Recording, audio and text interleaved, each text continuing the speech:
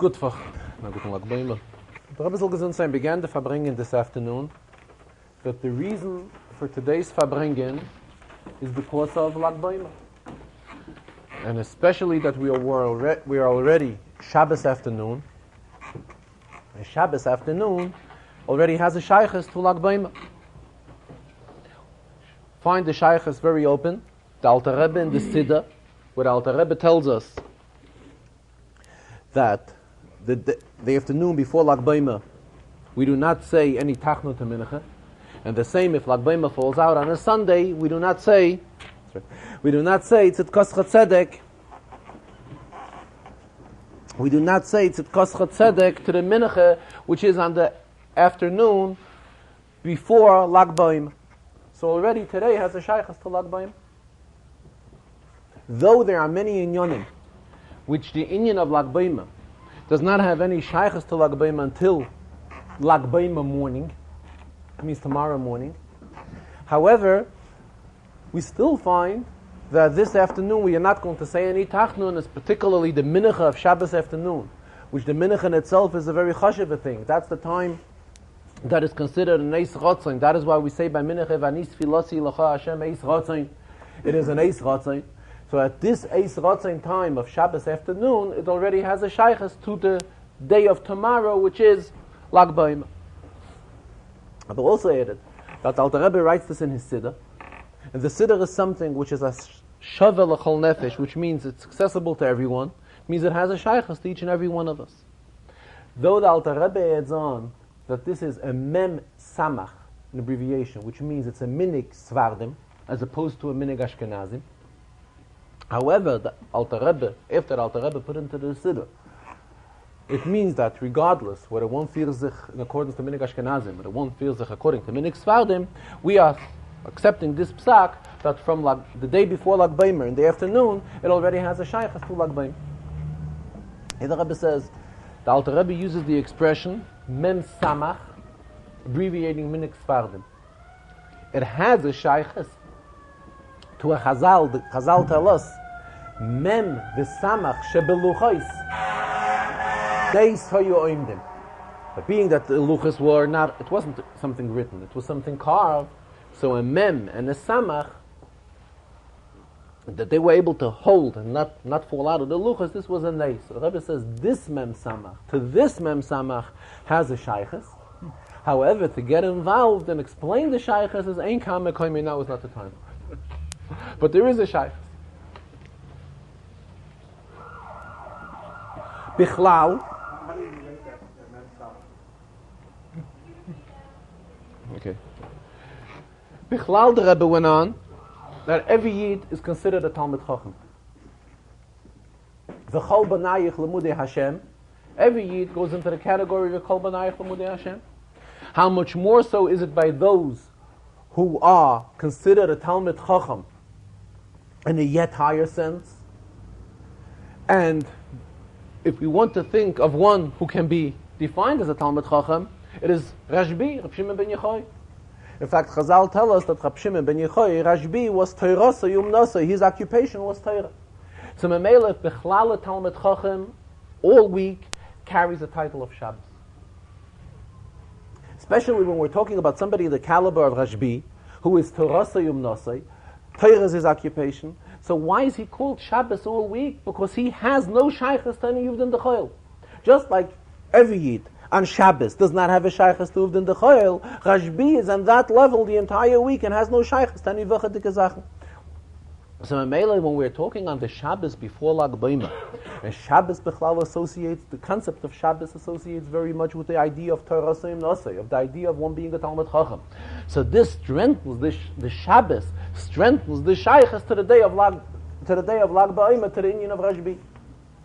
If so, the Rebbe asked, when Lag Bäume should fall out on Shabbos, then there should be a real special Shaykhs between Shabbos and the day of Lag Bäume, between Shabbos and the Inyan of Rashbi.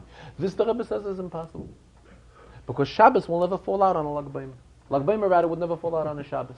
Because we know, Loi Bidu Pesach, that the days of Pesach, first day of Pesach, cannot fall out on the days of Bidu, Monday, Wednesday, or Friday, the first day of Pesach.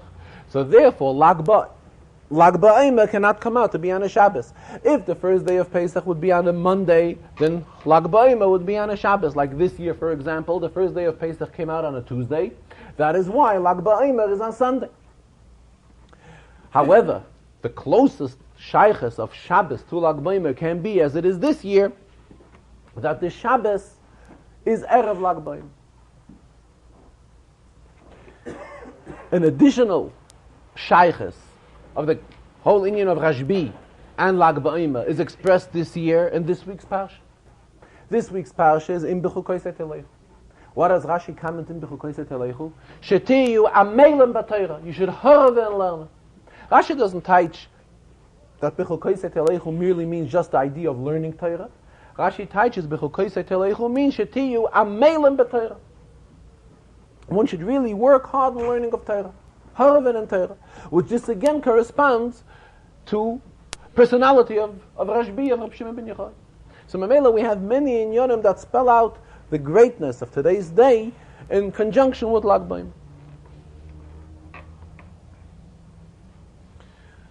In this Sikha, this was all the first Sikha, talking how each and every Yid really can live up to very high standards. However, it is Yitzroi Onsoi, as the Rambam says. It's just because of the Yetzer Hara that forces us and does not let us live up to the proper standards that each and every Yid really possesses. The Rebbe referred to an episode that the Frierdiker Rebbe once corresponded to a certain individual. And in the letter that he wrote to him, he addressed him with a title, Vach Ayah, which is an abbreviation. Vach is abbreviates Vasik V'chasid, and Ayah abbreviates Ishirei Elokim. Somebody asked the Frierdiker Rebbe that person whom he was writing to was really not in the standard of being defined as a Ishirei Elokim and a Vasik V'chasid. So the Rebbe responded, the Frierdiker Rebbe responded that really we're not supposed to differentiate amongst Yidden. It's not our Inyan to make chilukim amongst Yidden. And really everybody possesses these qualifications of living up to a standard of a Vasik V'chasid and an Ishirei Elokim. The only thing is, it is Yitzchak Yonsai. There's a side reason for why in his day-to-day action he really does not live up to this standard, but really every Yid possesses these kaiches of living up to such type of standards. Rabbi concluded the Sikha, whereby, just like Chazal tell us, that whatever the Rebbe demands from us, each and every Yid is in the position of producing it. The same the Rebbe says, Tzadikim doimim l'bayro. Tzadikim are compared to their master, to their creator. And therefore the Rabbeinu Shalom, just like it's so by the Rabbeinu Shalom, the same thing. What the Rabbeim demand from us, the dedication and the shlichus which the Rabbeim put on each and every one of us, to be involved in Afatzas Hayadus and be involved in Afatzas Hamayonis, one cannot say he cannot do it, because it is not so. Being that the Rabbeim have demanded it from us, at the same time, simultaneously, they have given us kaiches that we should be able to live up to such type of standards, to be able to fulfill whatever they demand. Rebbe was describing how one sits by a Farbrengen, and it's really very uncomfortable for him to sit by the Farbrengen. He's being pushed. And the other interferences, and then the Rebbe says it's Yoshav. Chazal tell us, Yoshav v'lo avera. If a person sits back and does not do an avera, he gets schar as if he would do a mitzvah. Same thing, a person sits, Yoshav sitting, and he's not doing anything else, and he's sitting here for whatever reason. Whether he's sitting here because it's befitting for his children or grandchildren that he should take part in the Farbrengen. But the fact is that he's still sitting here in a tremendous inconvenience. And he's not doing any ma'aseh, he's just sitting back. However, the Rebbe rewards as if one has done a mitzvah. Mele those that talk at it.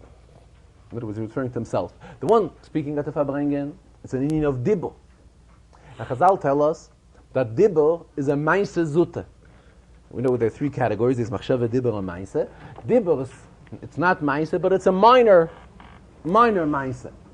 Especially the Rebbe says when one speaks, and while speaking, reißt sich up the heart, then it is definitely considered a ma'aseh. It means he really gets part of himself. Really gets part of his heart. then it is definitely an inyan of Meiser. But again, for those that are listening, and to them it's only an inyan of Yoshav, and at the same time they are, however, accepting good hachlotas, good results, that they will walk away and fulfill whatever is discussed at the Farbrengen, this Rebbe praised it very high. They are really praiseworthy. Then the Rebbe went on that it is a minhag Yisrael that Lag Ba'ima has a shaykhs to children. Though we know Chazal tell us the greatness of learning Torah, of youngsters learning Torah, to such an extent that Chazal say, a mevatlan talmid Torah, Tanoikishal Beis Rabban, even Lebinyan Beis HaMikdash, even for the construction of the Beis HaMikdash, we are not mevatl talmid Torah, of children in a cheder and a talmid Torah. However, it has been minhag Yisrael, and minhag Yisrael in itself is Torah, that comes the day of Lag Ba'imah. Children from Talmud Torahs and yeshivas are gathered, and it is spoken to them about Rab Shimon ben Yochai and about Rabbi Akiva, and afterwards they are given an opportunity to have a real good time, what children consider a good time. And if we want to know what a child considers a good time, then the Rambam in Hilchis Yontef, where the Rambam discusses what the inyan of Simcha is, there the Rambam says how everyone is supposed to take part in Simchas Yontef. The Rambam there describes that how we are to bring Simcha even to youngsters, even to children as well. So Mamela, this day of Lag Ba'ima, as the minhag Yisrael, has a very, very strong shaykhs to children. Bichlal, there are several inyanim which are not understood in this whole inyan of Lag Ba'ima. We say that they were the Talmidim of Rabbi Akiva, 24,000 in number, who all passed away in these 33 days. Why? Al shaloi nahgu kaved zeh bazeh, because they did not honor one another. Something very strange. We are talking about the disciples of Rabbi Akiva.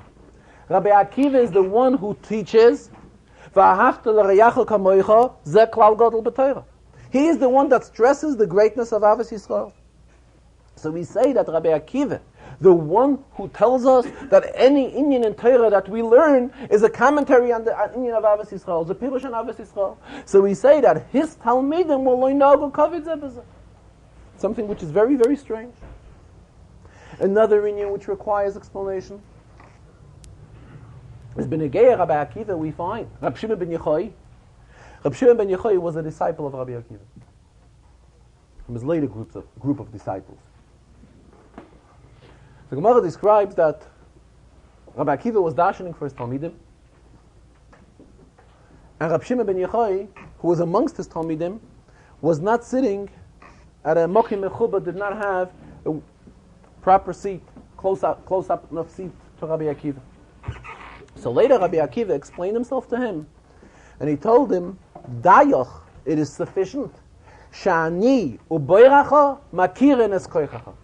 It's enough that Rabbi Akiva and Boiracha, his master, his creator, the Rabbeinu Shalom, they are recognizing the greatness of Rab Shimon ben Yochai.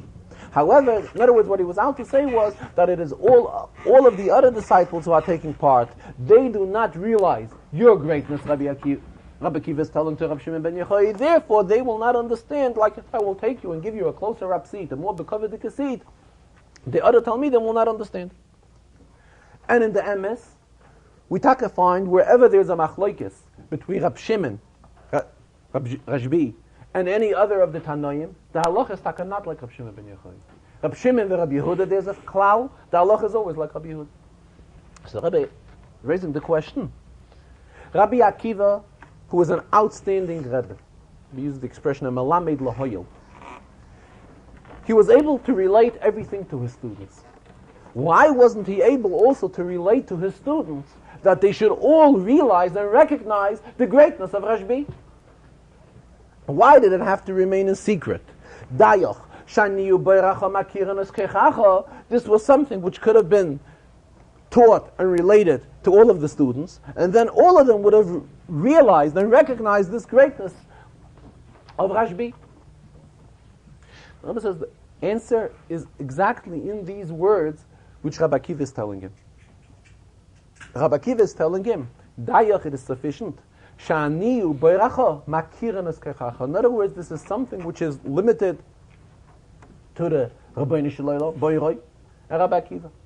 We have a klal, Torah loy b'shamayim. When it comes to pasking halachas, Chazal tell us at length, a mashgichen bebaskol. Should a sound of shamayim come out and say that a halacha is so and so, as far as halacha is concerned, it is unacceptable.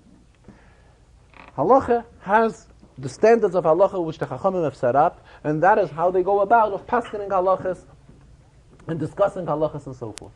Memela, this is what Rabbi Akiva is stressing him. Your greatness is something which is concealed from human beings. The other Talmidim who learned by Rabbi Akiva were not familiar with the greatness of Rashbi. It was something which was dayoch, shaniyu bayracha makiran es koichacha. Therefore, this cannot have any effect that a halacha should be like Rashbi, because the Talmid in Havana v'Asagah, in their understanding, they did not realize the greatness of Rashbi. Torah is given to Havana v'Asagah. Torah is given to understand with our minds, with our understanding, with our limited understanding. But this is how the Rabbeinu Shalom has wanted that it should be set up. Therefore, to go along on the greatness of Rashbi, just because the Rabbeinu Shalom and Rabbi Akiva are the ones that understand his greatness, this is not good enough reason that we in halacha should pass him that way. Weiter, benegei the Talmidei Rabbi Akiva, sheloi nohagu kavod zeh b'zeh, that they were not honoring each other. Rabbi says, all Chazal tell us that it was loi nohagu kavod zeh b'zeh. They weren't honoring each other. Doesn't mean that there was any physical fights going on amongst them, or any other types of embarrassment one to another. It was an Indian of loi nohagu kavod. So here the Rebbe explained, if we look into the shalshelis of Torah, how Torah was related. First, we find in the Pirkei Avos, Hillel v'Shammai, they learned from Shmaya v'Avtalyon. Shmaya v'Avtalyon were mekabel from Shimon ben Shattach and so forth. The entire Seder of Kabbalah HaTorah, of how Torah was related from generation to generation. So the question arises, Hillel v'Shammai, they learned from Shmaya v'Avtalyon. How did it become that by Hillel v'Shammai, Hillel should always be Mekel, most cases at least, and Shammai should be the Machmeh? They are learning Torah. And they're learning Torah as they were Makabel Torah from previous generations, from Shmaya v'Avtalyon and so forth. How does it turn out that it develops a frame that Shammai should always go l'chumra and Hillel should go l'kula? Because this depends also on the tchunas hanefesh, on the midah, on the outlook which each and every one of them possesses as a human being, as a person. Being that Shammai's Inyan is Gvura, therefore it reflected as well when he learned Torah. Hillel, whose Inyan was outstanding for Chesed, the Mela, when he learned Torah, he was always a Mekel. When Talmidei Rabbi Akiva were learning Torah, Talmidei Rabbi Akiva, they weren't all accepting the Torah and agreeing to what Rabbi Akiva related to them, and the same way amongst them also not. Because each one had his approach, how they would take Torah. And this brought about to the Lo Nohagu Kavod Zeh B'zeh also. In other words, the Lo Nohagu Kavod Zeh B'zeh wasn't an Indian of they were chas v'shalom mevazer one another.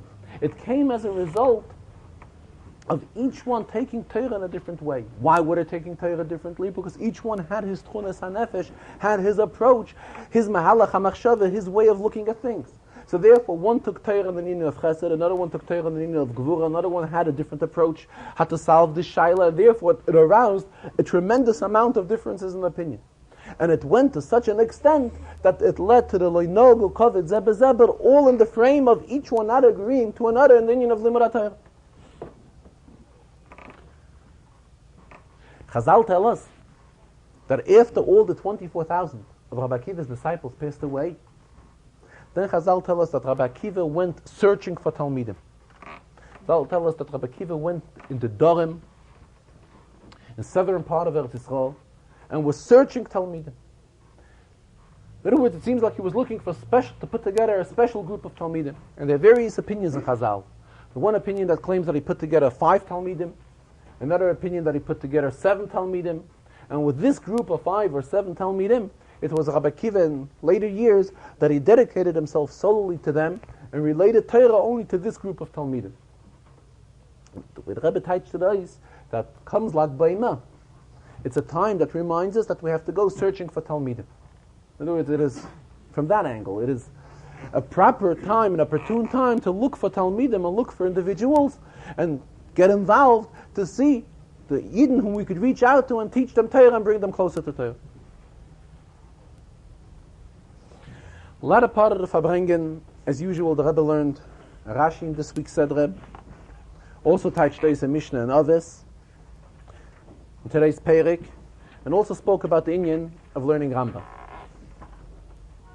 Discussed an Inyan in the Rambam in today's Shir of Rambam, as well as a general Inyan regarding learning Rambam. Seems like there was a question raised. The Rambam writes in his Akdameh, why did he name his Sefer Mishnah Torah? Because if one can be familiar in Torah based on learning Chamisha Chumshe Torah and the Rambam's Yad HaChazak. So the question arises, does the Rambam mean by this that one should put away learning Gemara and all other limudim? We find the Rambam in Hilchas Talmud Torah, the Rambam himself tells us that a person is supposed to divide his time in learning. Shlish b'mikra, a third for Mikra, that's Torah Nevi'im Miksuvim, a third for Mishnah, and a third for Talmud. Furthermore, the Rambam goes, this is only at the beginning. Later, once one is well familiar and well versed in learning, then he can dedicate most of his time to the learning of Talmud. So obviously, this is some sort of a contradiction to what the Rambam writes in the Hakdam in the introduction to his Sefer. The Rebbe explains this is not in no way a contradiction. As stressed at many occasions, there are various inyanim which obligate us to learn Torah. A Yid is supposed to learn Torah every free moment that he has. And one is supposed to be a kavei Talmud Torah. Is it a free moment? His inyan is to learn Torah. Then there's an inyan in learning Torah, leidas hamayis asher yasul. One should be familiarize himself with halacha. Should be able to fulfill all the mitzvahs and know properly how to go about to fulfilling the mitzvahs. Then there's another inyan in Torah that one shall have a chance to be familiar with all the Taryag mitzvahs of Torah. These are various obligations which we have as far as limud Torah. That is why the Rambam in the Hakdameh is not talking b'negei limud haTorah bechlal. The Rambam in the Hakdameh is referring how can one be well familiar in all of the inyanim of mitzvahs by going through all Chamisha Chumshe Torah and learning the Rambam Sefer of Mishnah Torah, the Yad HaChazak of the Rambam. This will give a person a clear understanding in all of the Taryag mitzvahs. However, as far as our other obligations, as far as one's obligation, pasha to learn Torah and know Torah and constantly learn Torah, the Rambam in no way intended that the mitzvah of a Gisa B'Yom of a Laila should mean that a person should learn only Rambam and Chamisha Chumshe Torah. Definitely not. The Rambam himself, in his own Hilchas Talmud Torah, directs us and tells us how we are obligated to learn Torah. That a person is supposed to divide his time, I just mentioned. Learn Mikra, learn Mishnah, learn Gemara, later to learn more Gemara. So the way the Rambam is talking in Hilchas Talmud Torah, as opposed to the Rambam's interpretation in his own Akdam, it is just from two different points regarding one's obligation on learning Torah. It's two different inyanim. It's two different inyanim that we are mechuyev to learn Torah. Also, the Rebbe mentioned that as of this Lag Baima, there is been introduced a new system of being able to learn Chassidus over the telephone. Which means there's a number which was publicized where every day there will be different shiurim in Chassidus. It is set up in a system that every day there will be a shiur in Tanya, and every other day of the week there will be additional shiurim in Derech Mitzvah, Hashkaf Inyanim al Pi Chassidus, and so forth. The Rebbe praised this inyan very, very much and spoke about the greatness of the thing, which is something which is Lamayla Mimedida V'Hagbala, There are no limitations. Simply, this is going to be a system which is going to be working 24 hours around the clock, and every morning, in other words, it's going to be working every hour on the hour, the Shia will begin again. And every morning, the Shiurim will change. And again, we see an Indian in Torah without any kind of limitations. Lamayla memdida v'hagbala. And also, as the Rebbe always keeps on stressing when he talks about the greatness of radio, Shiurim and Torah and radio, same he applies here, that it works in such a fast way that while one person is learning here, he can at the same time be heard many, many distant places, which is a tremendous accomplishment. This shows us how there are no limitations regarding the spreading of Torah and the spreading of Afatzas HaMayanis, the spreading of Chasidus. Just like all inyanim in Torah, we are instructed that these inyanim should be with a chayis, and the chayis and enthusiasm that we have should not get weaker.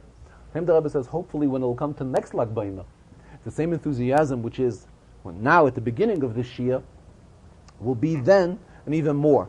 The Rebbe praised it very much. The Rebbe says it is worthy to be done in other cities as well, and he hopes this is only the beginning of it. The Rebbe said that he noticed on the posters that shiurim are going to be learned in Tanya. Rebbe said, however, there is no specification where in Tanya the shiurim are going to be. What chaylik of Tanya? Rebbe says it's much more gishmak. It's much gishmaka when a person knows oisi is machkimois, and he knows in advance to open a Sefer HaTanya and see where the shiur is learned, and then he will be able to follow mitoich HaSefer, and it will be much more helpful for him even when before the Shia he has access to the Sefer. He will go to the Sefer and prepare himself for the Shia, which he will be hearing shortly. Unless the Rebbe says unless what they had in mind, that they will be learning the Shiurim of Tanya as they are in accordance to Chitas, as they were divided by the Frierdiker Rebbe and the Meir Shia. And then anyone that has a Tanya, all he will have to do is just turn to the Meir Shia to see which piece of Tanya has a shaykhs to this day, and by doing so, he will be able to take part in the Shiur of Tanya as the Shiurim are learned over the telephone. Yes. In the meantime. Benegeya the Mishnah in Pirkei Avos, being that it is Erev Lag B'Omer, it is appropriate to find a Mishnah which also has a shaykhs to Rashbi. So there's a Mishnah in the fourth Perek. It is Mishnah Yud Gimel. The Mishnah begins with a quotation of Rabbi Yehuda. Rabbi Yehuda Oimer. And as the Rebbe stresses, wherever the Mishnah uses the expression Oimer, not Omar Rabbi Akiva or Omar Rabbi Yehuda, it means that it wasn't merely a one-time saying. It means that Rabbi Yehuda or Rabbi Shimon or any other of these Tanoim would constantly be stressing at every occasion he would have this idea, this message.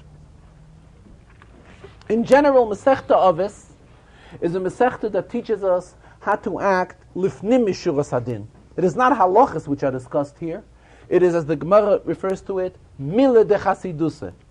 In Yonim, requirements al pi chasidus. In other words, requirements beyond the call of halacha lifnim mishuras hadin. And the Rebbe also added, that is why Masechta Avos begins with Moshe Kibel Torah Misinai. Though in the Masechta there are no inyanim of halacha discussed, it comes to tell us a meiradika thing. It comes to tell us that by Yidden, even our Lifnim Mishuras Hadin, it also stems and originated from Moshe Kibel Torah Misinai. In other words, by Yidden there are no inyanim which are on its own. Every inyan, which any minhag, any type of concept, any type of philosophy which is accepted by Yidden has to originate from Torah. And therefore the introduction to Pirkei Avos, which Pirkei Avos talks about Milah de Chasidusah, is an introduction, Moshe Kibel Torah Misinai. And therefore we shall know that all the inyanim which are discussed in Pirkei Avos are also Misinai. So in Mishnah Yud Gimel of Perek Revi, of today's Perek, the Mishnah begins, Rabbi Yehuda Oimer, a quotation of Rabbi Yehuda. Have a zohir b'Talmud. Be cautious and study. Sheshigigas Talmud oile zoden. Because a shogeg, an unwanted avera in Talmud, can be accounted for a chay, can be accounted for a mezit. That is one half of the Mishnah. Then we come to the other half of the Mishnah. Rab Shimon, Shloisha Ksarim, there are 3 crowns. Keser Teire, Keser Kohuna, Keser Malchus. The Keser Shem Tov, Eila Al Gabeim, and the crown of Teire goes up, surpasses them all. Crown of a good name, crown of Shem Tov, right, thank you. First of all, the Rebbe asked, what we have to understand is the shaykhs between these 2 inyanim in one Mishnah. The Alter Rebbe, not only did he put in Pirkei Avos into the Siddur, which we shall have to recite in the summer Shabbos and after Mincha, but the Alter Rebbe was misader the arrangements of Mishnahs. And now that we have 2 quotations, one from Rabbi Yehuda and one from Rab Shimon, where obviously we don't even see the relationship between these 2 messages, why did the Alter Rebbe put them all into one Mishnah? What difference is it if it's 1 Mishnah or 2 Mishnahs? We find in Afkemina lahalacha b'negeya the breakdown of Mishnahs. This is in Hilchas Kedushin. The Shaila Neven Ezer. If one says he's mekadesh es isha al menas that he's well versed in Mishnah, so the Shulchan Aruch raises the question: what is considered one being well versed in Mishnah? How many Mishnahs does he have to know to be considered that he's familiar in Mishnah, he's well versed in Mishnah? And Shulchan Aruch gives us responses on the Shaila. So we see that the number of Mishnahs makes a difference and is of significance. It even reaches a halachic significance.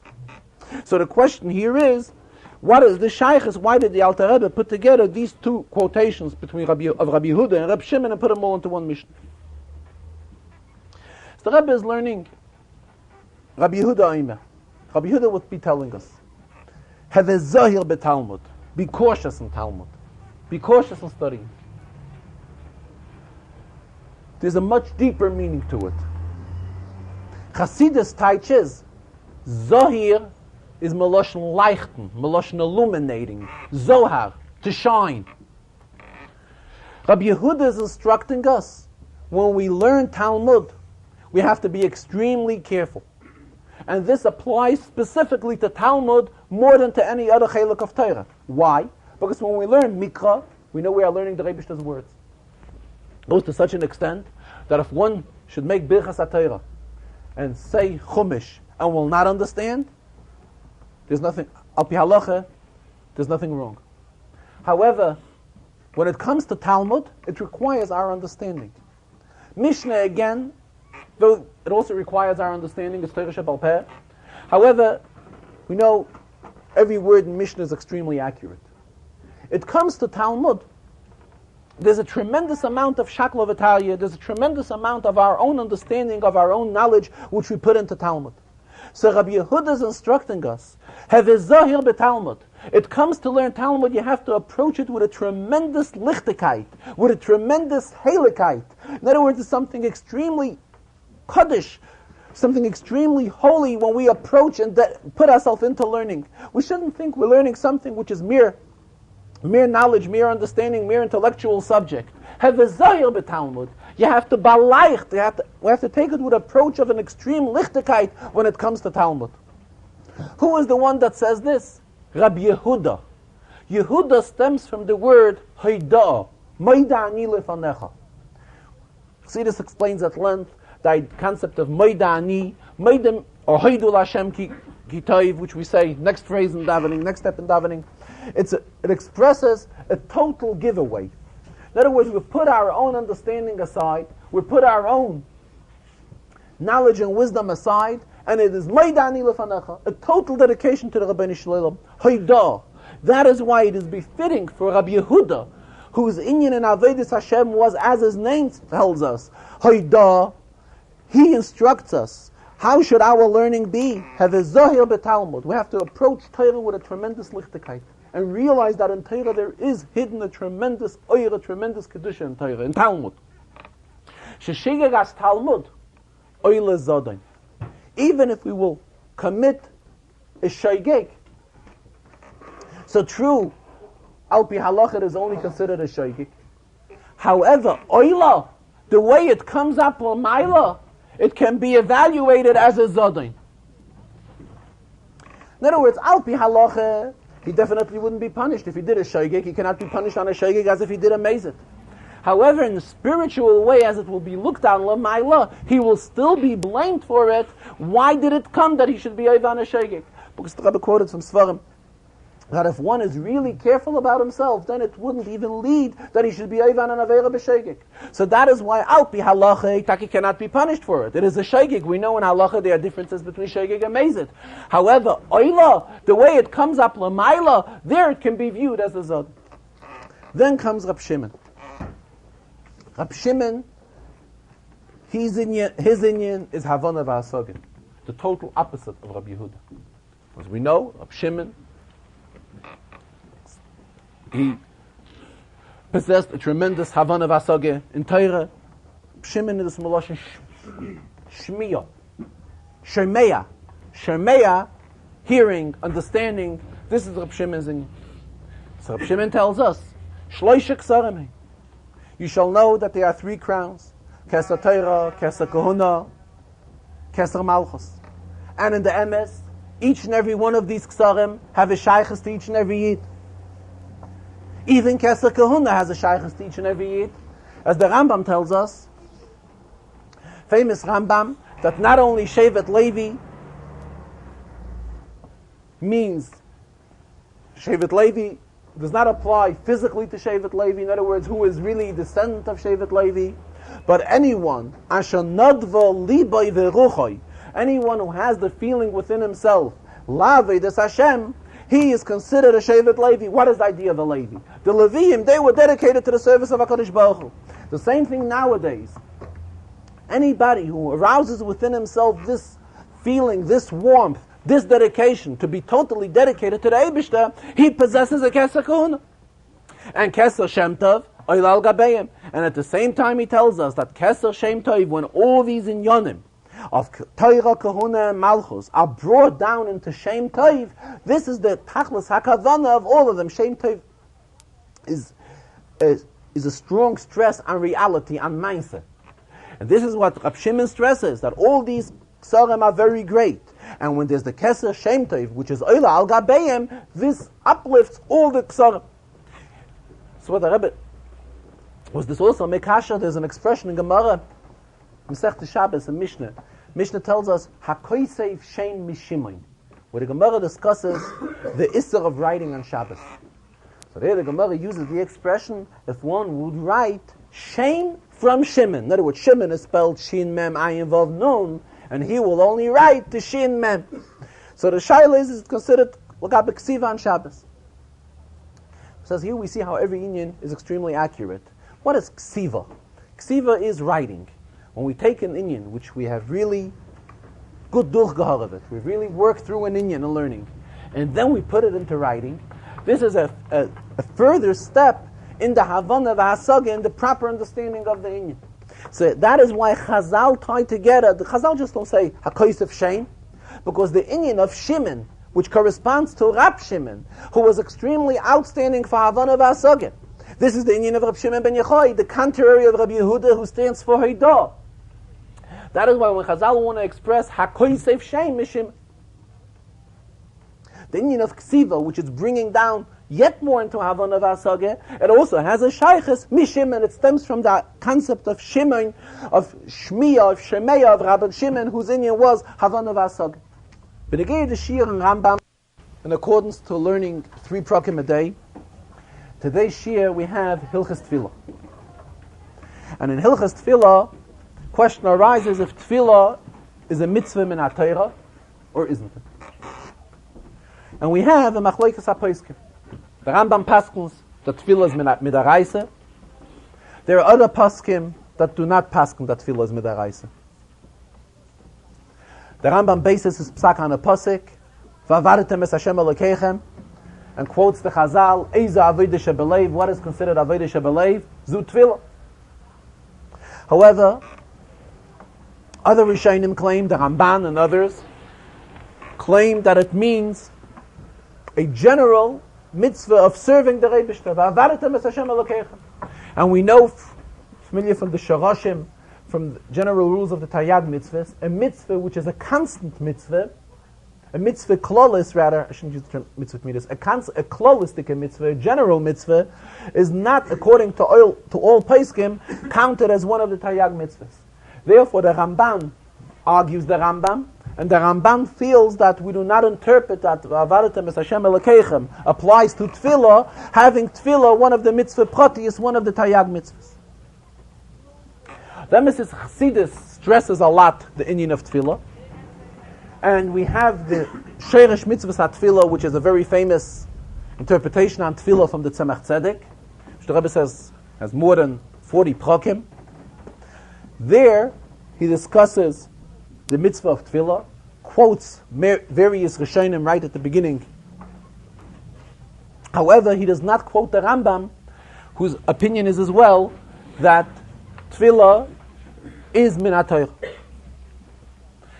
Here the Rebbe referred that it's related amongst Hasidim that the Tzemach Tzedek wrote the Sheirish Mitzvah Tefillah when he was very young, while the Alter Rebbe was still alive.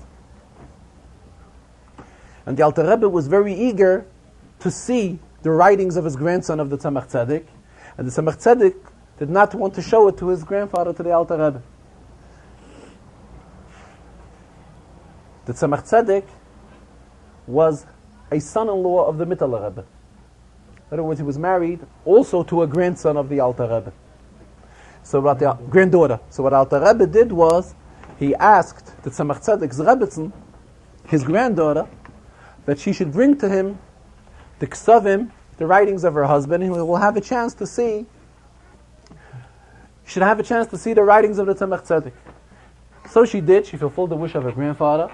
However, the Rebbe says it is also related that the Tzemach Tzedek was not fond of this idea.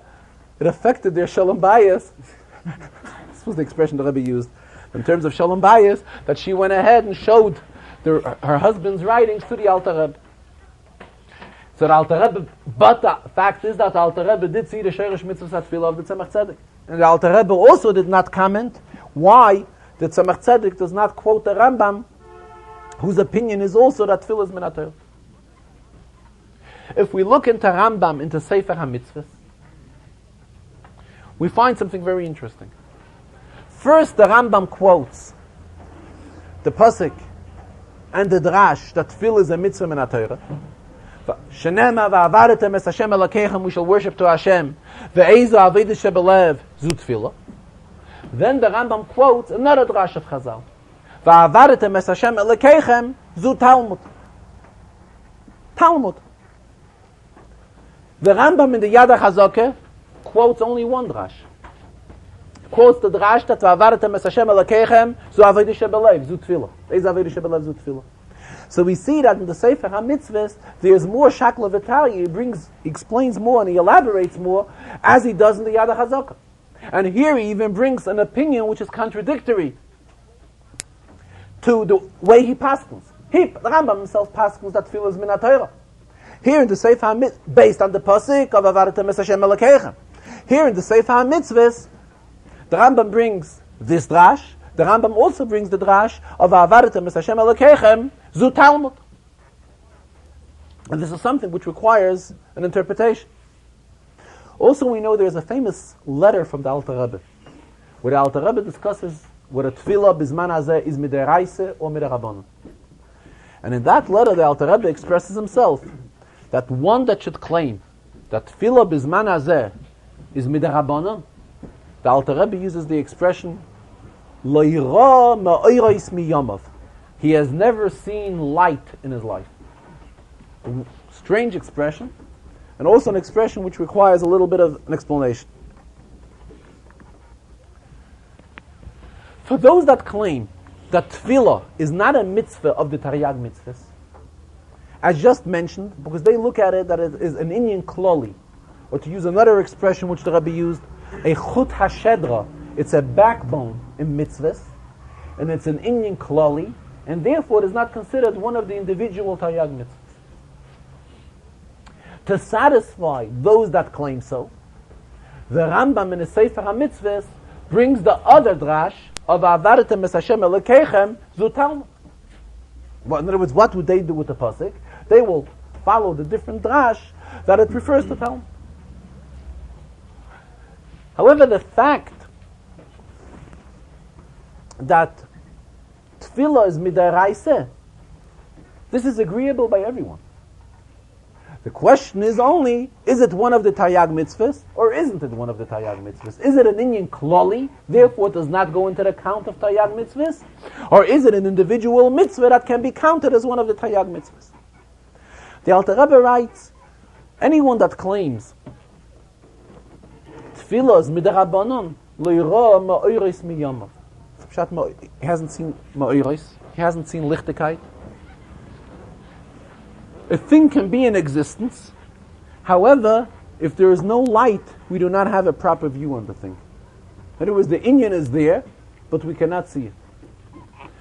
Alter Rebbe is stressing, one that says that tefillah bizman hazeh is midarabanan, lo yira ma'oros miyamav. He never looked at the pnimiyus inyanim. He never really saw the inyan thoroughly, because even those that claim that tefillah bizman hazeh is midarabanan, tefillah is not one. Tefillah is not one of the Taryag mitzvahs. We cannot claim that it is the Rabbana. The only thing is, the zmanim of Tefillah, the text of Tefillah, all the details regarding Tefillah, all of this was set up by the Chachamim. This is Midarabbanan. However, Tefillah in itself is definitely Midaraisa. The only thing is, the question is how we look at it. Do we look at it as one of the Taryag mitzvahs, or is it a mitzvah klalis, a chut hashedra, a backbone, like a spine? In other words, something so basic that it is not considered as one of the Taryag mitzvahs. Therefore, for one that should say that tefillah bizman hazeh is midarabanan, lo yira ma'oros miyamav, he has never seen any light. In other words, he's never looked at it in the spiritual sense. He has never looked at it in the true sense. In other words, he has a concept, but he really does not understand this concept. He has to take this concept and reveal it, and look at it in a lichtige point of view. And we should look at it with ma'oros, with lichtigkeit, then we will see that we cannot say that tefillah is midarabanan. But again, the Rashi in this week's Sedre, in Pashas Bechukosai, in Kapitel Chavav, Pasik Lametes.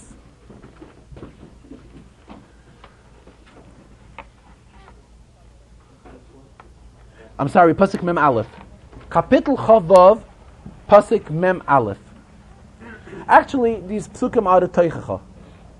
The pasuk says, "Afani elachimon bekeri." Baruch says, "Shall punish the Yidden ve'ivesi oisam be'eretz eveim." He will bring them to the land of their enemies. Oz yikona levavam ha'orel. This will break their stubborn heart. For oz yirtzu es havinam. There's a Rashi that comments. Rashi quotes the words "ve'ivesi oisam." I will bring them. What does it mean? I will bring them. Rashi says, "Ani ba'atzmi aviyim." I myself, the Rebbeinu Shalom says, he himself will bring the Yidden to other countries. Zu midatov Yisrael, and this is the good part of it. Shalayiu oimrim, that the Yidden shouldn't say, Hayil v'galinu beina umes of the Galilim, being that we were put into Galus amongst Goyim. Nasikim asayim, we can do like them. So HaKadosh Baruch Hu says, Ani eini manicham, I will not allow that to happen. Elamami des Nevi'ai, I will put up Nevi'im, umachziron letachas knofai, to bring back the Yidden close to me. Shenema va'oila al ruchachem hoyel oisiyeh, ani emloi biyad chazaka. It's a Rashi, which requires explanation. Why is Rashi getting involved into this whole union? In the midst of the Teichacha, where the psukim are telling us all the ways the Rebbe Chas v'Shalom going to punish the Yidden. Here there's a pasuk of Zum Midatov. If we will look back, we will find in pasuk Lamed Beis, V'hashimoisi ani es haaretz, v'shomamu ala oivechem hayoshvim bo. Kadosh Baruch Hu says he will desert the land. Rashi also says Zu midatov Yisrael. This is also something good. Shelo yimtzu ha'oivim nachas ruach ba'artzam, that the enemies of Yidden will not be able to settle in Eretz Yisrael, and therefore it'll be deserted from people living there. if we look carefully between these two psukim, in Pasuk Lamed Beis, there's a stress of ani. Pasuk doesn't just say Vashi Moisi Saaretz. Pasuk adds on Vashi Moisi Ani Saaretz. So perhaps this is what leads Rashi to teach that HaKadosh Baruch Hu says there's a midah tova that HaKadosh Baruch Hu will do it himself. Shelo yimtzu oivim nachas ruach ba'aretz. Here in our pasuk and pasuk Mem Aleph there's no ani. Pasuk only says Vayivasi Yosem I will bring them. Where does Rashi get that there's a midah tova? Especially if we look through the psukim, we notice that Rashi explains that there's cheshbonos, British law will punish them X amount of times against their averas and so forth. So where does Rashi get it that all of a sudden there's an inyan of a midah tova? Also, it's required an understanding what does Rashi mean by mamid ani es neviai umachziron latachas knofai. A child understands a concept of a king. Child is familiar. We know Megillas Esther. Read about Achashverosh. Achashverosh was a king that ruled over 127 countries. He was a Meshul B'Kippah. He was a powerful king. And it is understood to the child that Achashverosh was not physically all over. He was in his palace. Through his palace, he was able to rule all his countries. Child has learned Chumash. He's gone through various situations learning about kings, and that these kings lived in their palace, and it was out of their palace that they ruled the entire country. The child is viewing the Rabbeinu Shalom as a king, as a melech malchei hamlochim. So Rabbeinu Shalom is telling us that he will make sure that the Yidden will not fall in amongst the Goyim and will not feel like the Goyim. Why does Rashi have to get involved and say that the Rabbeinu Shalom will also be Mamid Nevi'im? He will put up leaders, that these leaders are going to see to it that the Yidden are not going to be mixed in with the Goyim. Rabbeinu Shalom could do it himself. He's the melech. And therefore, just like a melech rules his country, the Rabbeinu Shalom is the melech malchei hamlochim, also rules his country and observes and sees to it that the Yidden will not follow the path of the Goyim. And above all, it is a drash in the Teres Kohanim. However, Rashi's inyan is pshutei shel mikra. Even when Rashi quotes a drash and Rashi stresses it's a drash, it also has to have some sort of a shaychus to pshat. Here, Rashi does not say it's a drash. Rashi brings it down in regular pshat.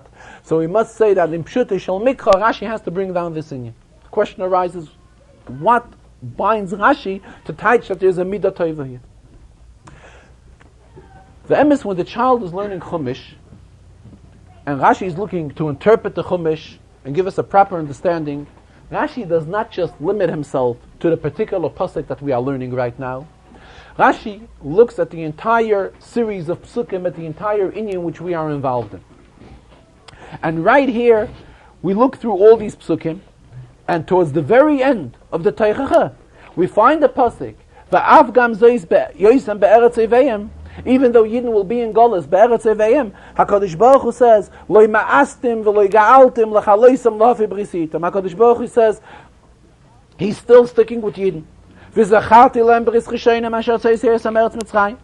So if Rashi looks at the entire inyan and sees that after the Teichacha finishes, the pasuk still stresses that HaKadosh Baruch Hu will remember Yidden and be with Yidden and will not let Yidden part as his nation. This shows Rashi that even amongst these psukim of Teichacha, there's an inyan of midah tova. Because we see it from the series of psukim. Because the Teichacha itself finishes, Va'av gam zois b'yoisem be'eretz Eveim. HaKadosh Baruch Hu says, Loi ma'astim v'loi ga'altim l'chaloisam l'hafi brisi itam. HaKadosh Baruch Hu will not break his bond with us. So if so, Rashi says, there must be psukim in the Teichach itself, which are also midah tova. And Rashi teaches it, one of them is pasuk Lamed Beis, and another one of them is here, pasuk Mem Aleph, which Rashi interprets that this is a midah tova. I do not recall, and I don't know if anyone does, how the Rebbe answered, or if he explained the answers on the other question, why Rashi has to stress that HaKadosh Baruch Hu is Mamid and Navi, rather than doing it himself. However, what we do derive from here is that it is the psukim itself that lead Rashi to interpret that even amongst these psukim of Teichacha, there is still midah tova that HaKadosh Baruch Hu leaves over, whereby HaKadosh Baruch Hu stresses that he will not be meifer brisa, he will not break his bris, his band, which he has with Yidden. Towards the end of the Farbrengen, the Rebbe again asked to announce the schedule for tomorrow for the Lag B'omer parade for the Inyan of Lag B'omer. A gute Woche.